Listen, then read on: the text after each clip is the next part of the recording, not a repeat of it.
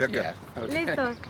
Okay, and then I'm going to do fear and fraud and then pass it over to you. Yes. Yeah. Yeah. Okay. Listos. Hi, and welcome to MexElects. We are live from Santiago de Querétaro.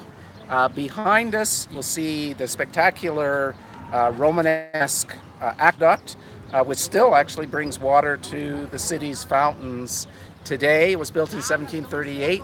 There are 75, no less than 75 arches in that aqueduct. It passes over the Pan American Highway behind us. So the big story, of course, for Mexico today has nothing to do with the elections. It has to do with Mexico's second World Go! World Cup victory, 2-1 victory over South Korea. Another spectacular game. So they will definitely go forward now into the final 16. Right. So that's very exciting. On the election front, it really is kind of stasis right now. There's not a lot happening. The candidates are still doing their tours. In fact, Lopez Obrador will be here tomorrow morning, Sunday in Querétaro, Which we'll be covering. which we will be covering. But beyond that, there's not a lot of news. The big news is, of course, when nothing's happening, real fears, it has to be said, of fraud, electoral fraud, on a scale, some experts say, perhaps greater than the 2006 electoral fraud. There was an interesting study quoted by Julio Hernandez in La Jornada yesterday, a study done at the National Autonomous University in Mexico City that makes exactly that point, that the possibilities for fraud are actually greater now. Why? Mexicans are poorer, they're more desperate, and therefore more vulnerable to selling their votes. They reckon that vote buying could involve something in the order of 12.5 million votes. That's about 14% of the electorate. Now, that still wouldn't be enough to overturn an AMLO victory based on where he stands in the polls now. And in fact, it seems like from our discussion a couple of weeks ago with John Ackerman that they're sort of planning that they have to win by at least that percentage in order to obviate, to overcome any fraud that's almost inevitably happening. The other day when we were in Michoacan and interviewed Dr. Mireles, who started the self-defense organizations there, he said they stumbled upon a house filled with ballot boxes, pre-signed, pre-sealed, ready to go for 100,000 ballots. 100,000 ballots Yeah. is what they estimated. The other danger is, of course, fear. That is fear of organized crime, that if people don't vote the right way, through voter intimidation, something like an astonishing 41 million Mexicans are vulnerable to organized criminal threats and fear and activity. That's nearly half the eligible voters, 46%. So there is a huge possibility and a huge percentage of votes that are open to fraud. Now, the PRI have been talking, interestingly, and everybody's speculating this at this point in the election campaign, have been saying, yeah, well, we may be third in the polls and falling, but we're depending on the undecided voters. Maybe 20% of voters. Well, that still wouldn't be enough to send them over the top. And moreover, even you can't assume that a block of 20% undecided voters are all going to vote the same way. There's going to, we're undecided today.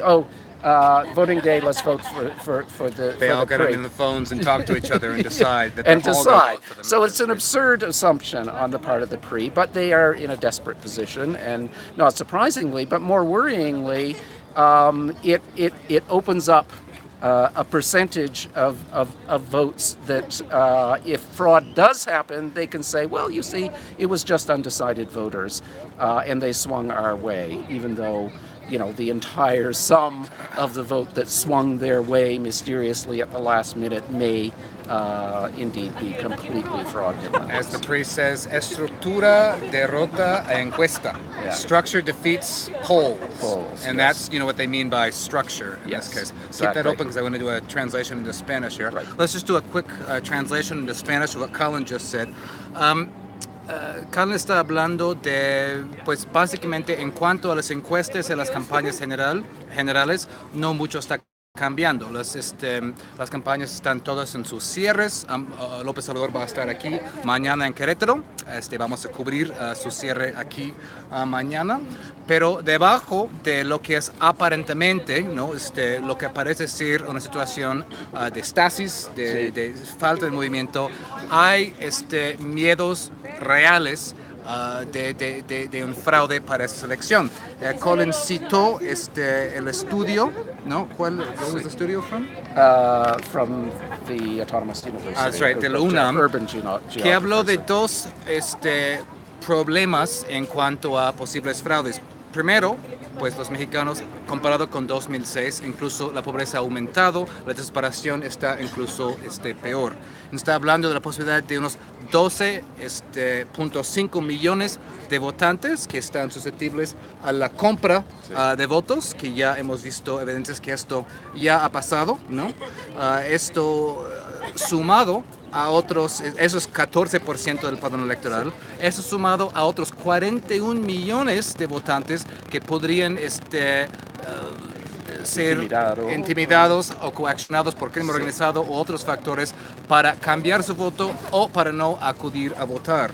Entonces esto, sumando 14% más 46%, tenemos una posibilidad total de un 60% del padrón electoral mexicano que podría ser afectado o por la compra o coacción del voto o por la intimidación, la disuasión de salir a votar. Y esto podría tener resultados significativos, si no en la elección presidencial, aunque nada pues está descontado, sobre todo en las elecciones para el Congreso, los congresos locales, gobernaturas y alcaldías, donde muchas veces la observación electoral no es tan presente.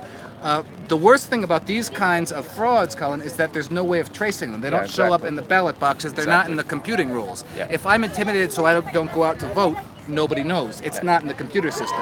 If my vote is bought off, maybe there is some evidence of that, but as Mexico's INE and its electoral system has shown, usually those kind of crimes are punished 3 or 4 years down the road, if ever. Exactly. Yeah, exactly. Yeah. So the other second issue we want, there's a quinceañera happening just to our left here. The other issue that you wanted to talk about was water privatization. Yeah, water is the big issue. Maybe we should move over here a little bit. Let's. Yeah. That's all right. Should we walk and talk, or Sure. should we? Yeah, Let's okay. just move over a little bit here. Water is. Gracias.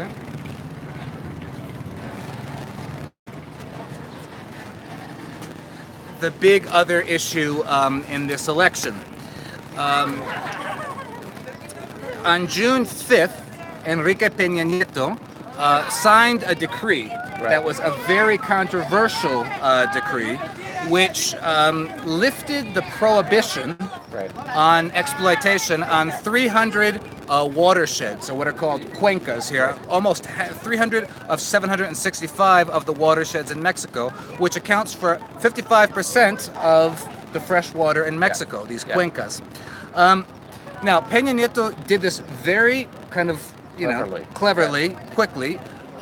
There was no consultation. It's not a law. It's a presidential decree. Yeah. He even got the World Wildlife Federation to sign up to show up with a photo op with him. And his argument is that this will preserve Mexico's water resources for the next 50 years. But independent organizations have pointed out that that is not the case. If you lift the prohibition, there was an absolute prohibition on these watersheds.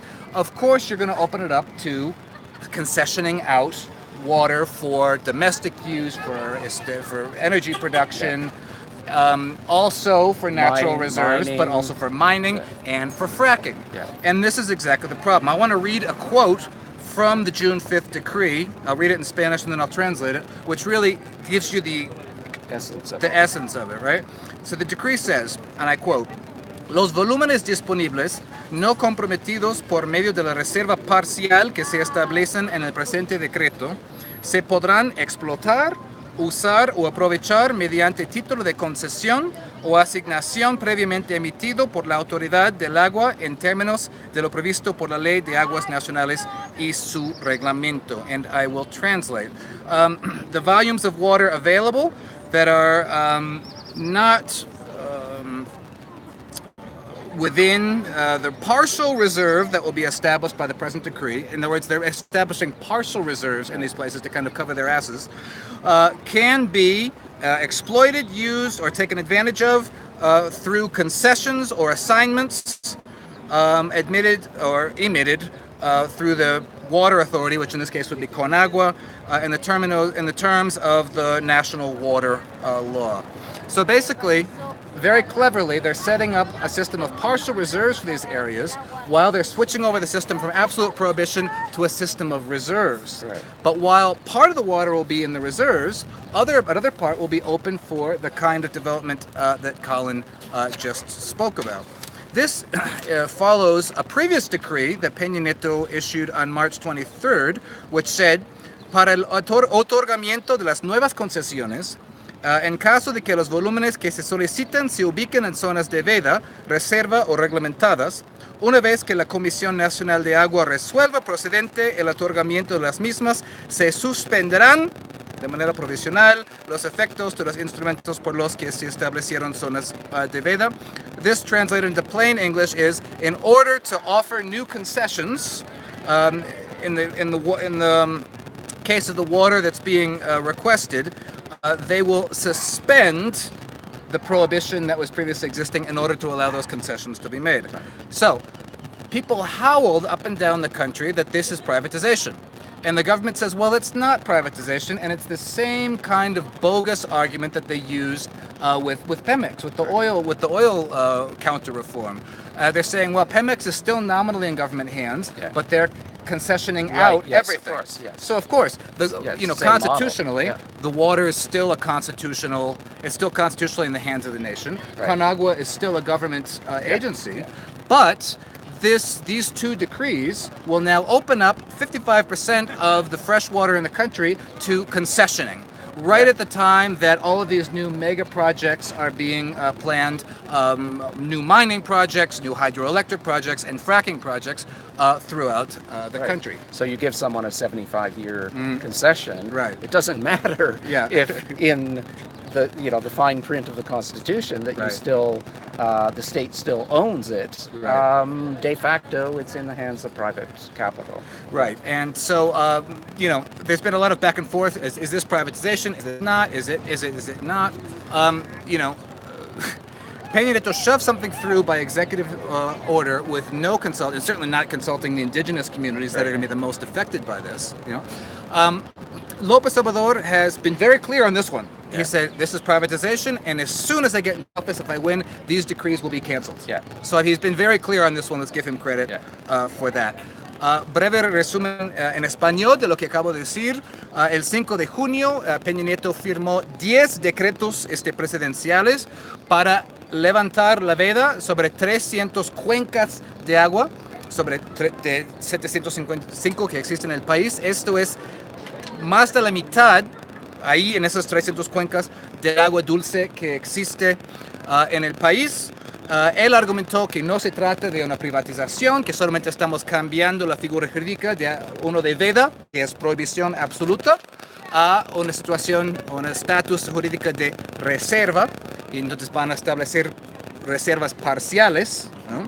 Pero a la vez, cambiando de veda a reserva, esto abre el agua a la posibilidad de que sea sesionada justo en el momento en que hay una serie de megaproyectos que quieren explotar, nuevos proyectos de minería, de proyectos hidroeléctricos y de fracking, ¿no? Que requiere mucho agua.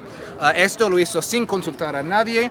No es una ley, es un decreto presidencial. Menos consultó a las poblaciones indígenas que van a ser mayormente afectadas por esta medida. Quiero leer los términos del decreto que acabo de leer, pero quiero repetirlo. Los volúmenes disponibles no comprometidos por medio de la reserva parcial solo va a ser una reserva parcial, que se establecen en el presente decreto, se podrán explotar, usar o aprovechar mediante título de concesión o asignación previamente emitido por la autoridad del agua en términos de lo previsto por la Ley de Aguas Nacionales y su reglamento. Entonces, técnicamente pueden argumentar que no se trate de una privatización, porque las aguas siguen siendo patrimonio de la nación constitucionalmente, con agua sigue siendo una agencia del gobierno, pero es igual, es la misma situación que vimos con la reforma o contrarreforma energética. Pemex nominalmente sigue siendo un paraestatal en manos de la nación, pero básicamente no es más que a shell organization, ¿no? Una organización fachada cuya gran trabajo ahora es organizar y repartir concesiones, ¿no? a privados. Y ahora esto es lo que se teme que va a pasar con el asunto del agua, ¿no? Es decir, ir concesionando títulos de agua a 50, a 75 años. Esto es más allá de la vida de pues casi todos los que van a estar viendo esta transmisión. No importa si las empresas privadas sean o no dueños del agua, van a tener una concesión al uso del agua, ¿no? Y esto, la situación de agua en México ya es crítica, ¿no? Ixtapalapa, uno de los barrios más poblados en la Ciudad de México, ya ha pasado 3 semanas sin agua, ¿no? The barrio de Ixtapalapa in Mexico City has just gone 3 weeks without any water. Mexico is in the top 10 cities in the world facing day zero. And day zero is when you run out of water, like a Sao Paulo situation. México, la Ciudad de México está entre las 10 ciudades del mundo que está enfrentando lo que llaman día cero. Y día cero es cuando tu ciudad, pues ya no hay agua. No es cuestión de que haya agua una vez por semana, cuando ya no haya. Y el miedo de que esta situación de levantar la veda sobre esas cuencas solo va a agravar lo que es ya de por sí una situación difícil. Colin, we've seen this in our travels. You know, we traveled from Morelia de Guanajuato. We crossed over Lake Huitzel. That's half gone. Half gone, and it is astonishing to see because it looks like a desert, basically. Whereas the last time I went over it 12 years ago, it was absolutely filled with water, with wildlife, and so forth. You know, it's hard to find now in Mexico, besides maybe the kind of Chiapas and Tabasco, kind of the real wet part of Mexico. It's hard to find a river left that isn't dried or in the process of drying up or totally contaminated. You know, es difícil ya encontrar un río en México, pues con excepción tal vez de Chiapas, Tabasco, esta zona, que no esté ya seco o secándose o absolutamente contaminado. No look at Oaxaca, the Rio Atoyac. The Atoyac River, within the lifetimes of people who lived in Oaxaca, had water enough for people to dive into. That river is now dry.